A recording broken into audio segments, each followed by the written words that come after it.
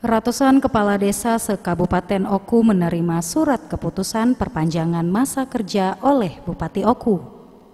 Artinya jabatan kepala desa serta turunannya seperti perangkat desa resmi menjadi 9 tahun dari sebelumnya 6 tahun.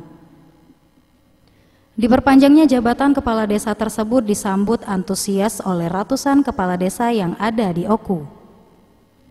PJ Bupati Oku Teddy Melwansyah mengatakan, diberikannya surat keputusan perpanjangan masa jabatan kepala desa serta perangkatnya adalah bentuk penerapan undang-undang yang telah dibuat bersama antara DPR dan pemerintah pusat.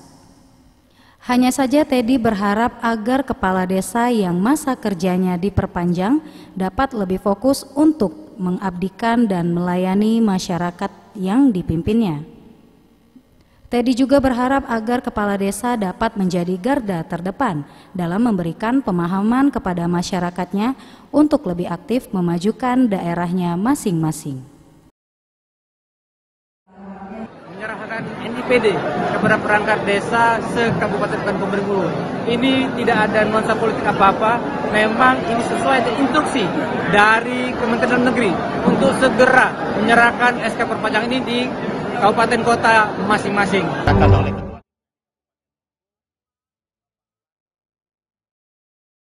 Bagus Mihargo, Sriwijaya TV.